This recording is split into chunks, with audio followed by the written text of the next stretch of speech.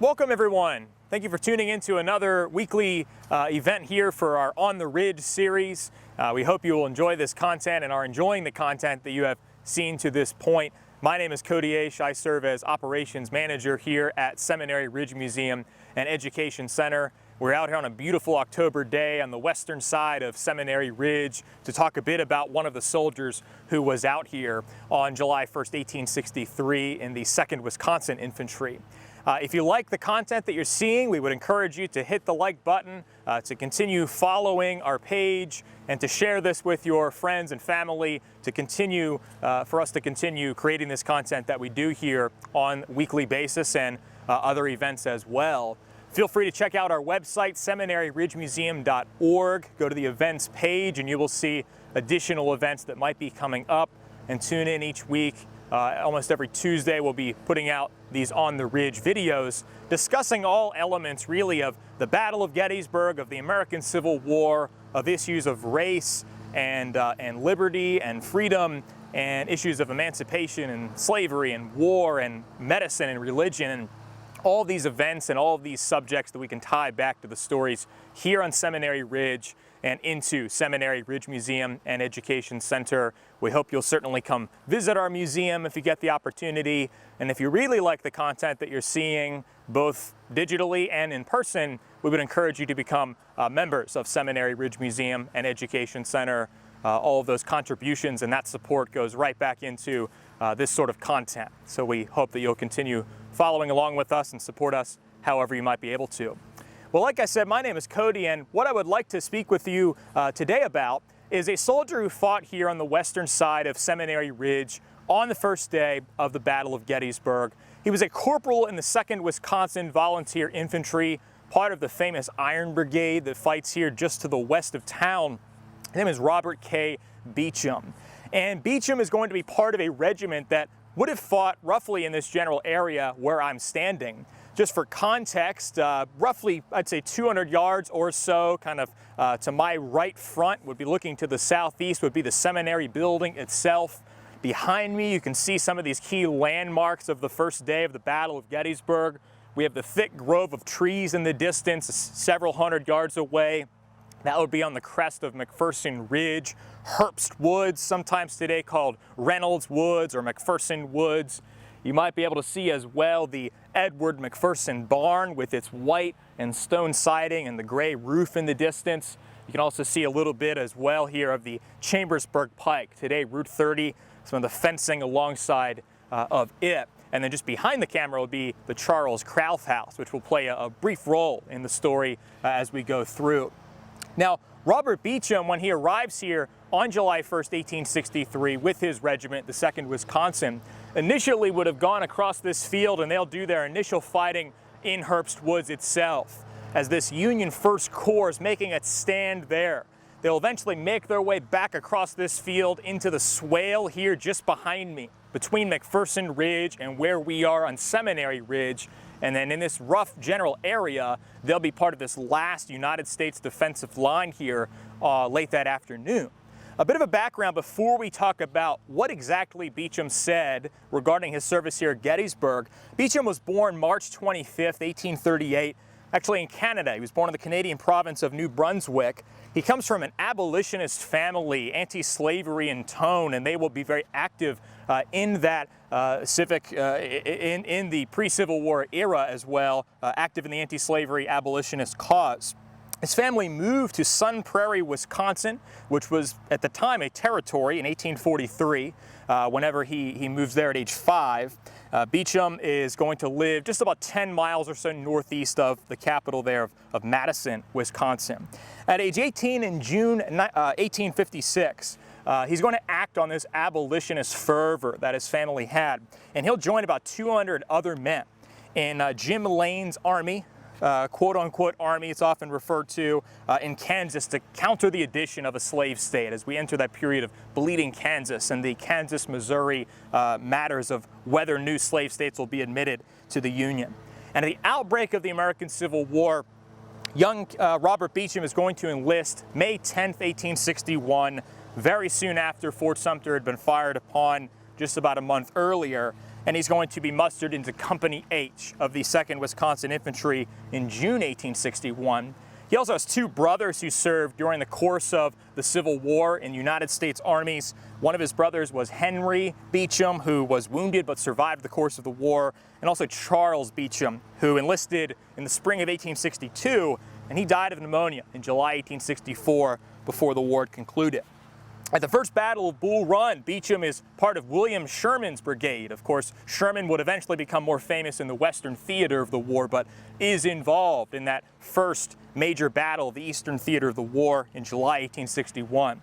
And Beecham, throughout a lot of the post-war writings he had later in his life, always jested that when he would talk to soldiers with whom he had served at Bull Run, everybody wanted to forget that they had fought there. He said it seemed almost like no United States soldiers fought at that battle, but almost every Confederate soldier said that he wanted to fight, said that he had fought there in that key early Confederate victory.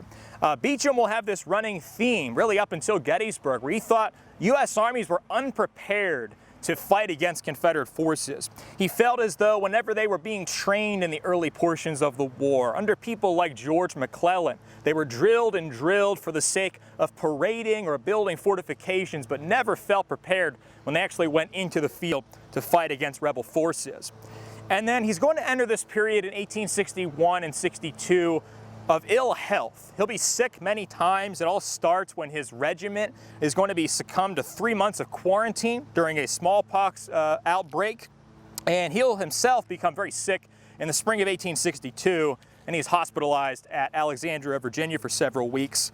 He gets a second round of illness. It looks like malaria later that summer, 1862, right around the time of the Second Battle of Bull Run and the Maryland Campaign and the Battle of Antietam. And during that time, he's constantly writing. He says, if I had been consulted in the matter, I would have preferred taking my chances with my regiment. He feels basically like he is not helping the cause at all by suffering in a Virginia hospital. He'll return to the regiment just in time for the infamous Mud March in the winter of 1862 into 63. And as he's moving through Virginia when he's back with his regiment, he talks a lot about how he feels this kind of spirit of George Washington and the founders of the United States. And even as a young man who was born in Canada, he had basically adopted this American founding doctrine and felt that's what he was doing in the ranks of this Union Army as they went forward to quell this Confederate rebellion. He ultimately is going to be very critical of the Union High Command, and that includes the commander here at Gettysburg, Major General George Gordon Meade, who of course had taken command just a few days before this battle took place. But as I mentioned a little while ago, it will be the morning of July 1st, 1863 that Beecham will move here to Gettysburg with the men of the 1st Corps, with the men of his Iron Brigade and the 2nd Wisconsin Infantry. They would have moved out toward McPherson Ridge in the distance. He says that he actually witnesses Major General John Reynolds, this left-wing commander of the Union Army, mere moments before his death. He gives them some instructions a couple miles away on the Emmitsburg Road, and he says within half an hour or so they learned that General Reynolds had been killed. And of course, he's the highest-ranking officer killed here at the Battle of Gettysburg. He talked about the fighting that took place over in the distance there as this. He said, as we turned from Emmitsburg Road, scattering solid shot tore through the treetops over our heads, reminding that the battle was on in earnest and much nearer than we had supposed. And when they actually get to the ridge itself, he says, it was, as in thousands of other instances, just the unadorned, long drawn-out line of ragged, dirty blue against the long drawn-out line of dirty, ragged butternut, with no pomp of war about it and no show of style except our old black hats. He talked about withdrawing across this field, foot by foot and inch by inch. The grove had been our citadel, he said, and in itself furnished the means of every defense. He says that at each of these ridges all morning, they're looking for breastworks. They're looking for every tree to be made into a barricade, every log a barricade, every bush a cover and concealment, and we made good use of every defensive object. And then later that afternoon, after they did start to withdraw back across this field, he says, after abandoning the grove at McPherson Ridge, there was but one other position short of Seminary Ridge that there was any chance of holding, and that was in the hollow. And you can see perhaps this ground just west of us kind of goes down into this bowl or swale going back up toward McPherson Ridge. He says there a kind of dry run or wet weather creek was between the two ridges. We held this position for some time, giving the Johnnies a hot reception as they came out of the wood and advanced down the slope. Then he says behind us on the ridge was our artillery. We're going to go in this direction to give a sense of where these men would have defended the final Confederate attack on July 1st, 1863. He says that during this time he was aware that through July 1st, the seminary cupola had been in use by Union officers, getting a nice sense of the whereabouts of Confederate forces west and north of town. And he says stationed behind us was a small building. I believe he's probably talking about the home of Dr. Charles Krauth, the brick building just behind me here. And he says that there will be this battery placed between there and the main seminary building a couple hundred yards to the south of this position. The Confederates were surging down the opposite slope on McPherson Ridge, he said. There was a cloud of fire and smoke, and as we started to gain the ridge, the Confederates divined their attention. The Confederates were brave men. No braver ever faced death in any cause, and none ever faced more certain death. And then he says very famously, in one of the most kind of poetic accounts of the first day of fighting, almost at the same moment as if every lanyard was pulled by the same hand, the line of artillery opened and Seminary Ridge blazed with a solid sheet of flame and the missiles of death that swept its western slopes no human beings could endure. Only the dead and dying remain on the bloody slopes of Seminary Ridge. He initially felt as though they held this position well, but subsequent Confederate attacks would prove him wrong, and the United States First Corps will lose this position. Beecham says he looked up and saw that the sky was basically blackened. He almost couldn't see the sun for much of the remainder of that afternoon. But ultimately, he is going to retreat with the rest of the Union First Corps back through the town. In the process, he is going to be captured. One of, according to him, 2,767 United States prisoners taken by Confederate forces on that first day of fighting. He's going to be taken out of Gettysburg to the southwest, down along the Fairfield Road. Kind of pivot back in the other direction here. Of course, after the Confederate retreat begins on July 4th and 5th, many of these Union prisoners are going to be taken back with the rebel army into Virginia, and this will include Beecham. Along the way, he sees Robert E. Lee. He says he looked cool and confident, not as one who had suffered defeat, but rather he looked like a conqueror. But the Confederate soldiers, says Beecham, expressed a lack of confidence following their defeat. As they go back through Maryland and Virginia, he sees, in his words, 40 to 50 Negroes being taken into slavery from Pennsylvania. For several days, these black men were kept close to us, under a separate guard, he wrote. He heard frequent uses of racist language by Confederate soldiers toward them and ultimately toward him as being a Union soldier that fought in an army that by this time was attempting to free these individuals throughout the South. He described this as the cause that, quote, Jefferson Davis planned, Lee fought, and Stonewall Jackson prayed. He called General Lee a great man and a great general, but he said that he was the inspiration of, in his words, the slaveholders' rebellion. And so here's this abolitionist fervor, once again coming back into his ideology about this war. He'll be imprisoned for a few months at Belle Isle on the James River in Richmond, just outside of the Confederate capital. And ultimately, he will be exchanged in what appears to perhaps be the last group of Union soldiers that are exchanged until February 1865, just before the end of the Civil War. Now, while he was in prison, he gets to thinking about what he would like to do whenever he gets out. And ultimately, he decides that he is going to be, when he's released, put in a request to be commissioned as an officer in a United States Colored Troop unit. He does just that, and in December 1863, he recruits 28 men from the Baltimore, Maryland, and Washington, D.C. area, and they will become the core of Company A, 23rd United States Colored Troops. Beecham is going to be furloughed home to Wisconsin in March 1864. He gets married during that time to a British woman named Emma Watkinson, and she will overcome, he says, her own racial prejudices, and they actually spend the period that would have been their honeymoon educating the men of what becomes Company B of the 23rd United States Colored Troops, individuals who by that point had not yet learned to read and write. He has great admiration for these soldiers, and he says, while with the boys of the Black Division, I always felt safe, just as safe as it is possible for a soldier to feel in the midst of dangers, and a soldier feels safe when he is with reliable men. When in the field with the old Iron Brigade, I never felt one whit safer than I did with the regiments of the Black Division. He determines that with these soldiers of the 23rd United States Colored Troops, he is doing the most just work that he can in the course of not only preserving the Union, but abolishing slavery and bringing these men to some form of civil and racial equality. And he says that they, more than almost anybody else in this war, fought for the betterment of the Union and rights that may not have been promised them yet in its aftermath. But he will be sick once again. He's going to be in a hospital at Annapolis, Maryland, actually in some naval barracks there at the academy. And he'll return in June 1864 to City Point, Virginia, just in time for these United States Colored Troops preparations for their attack in what becomes, late July 1864, the Battle of the Crater. During that calamity, really, for these Union forces that starts as successful, he is going to be captured in the process. As well as, he says, 301 United States Colored Troops under his command. And he says that the horrors too awful to be written occurred in his presence. Confederate General A.P. Hill will personally, according to Beecham, kind of parade these black soldiers and their white officers through the city of Petersburg.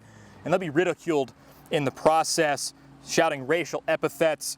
He heard Confederate soldiers denouncing, quote, arming their slaves against them. And one man asked Beecham, what better than the black man are you? If there is anything in color, you are only a half-breed yourself. So he himself is even facing racism for the soldiers he commanded in battle.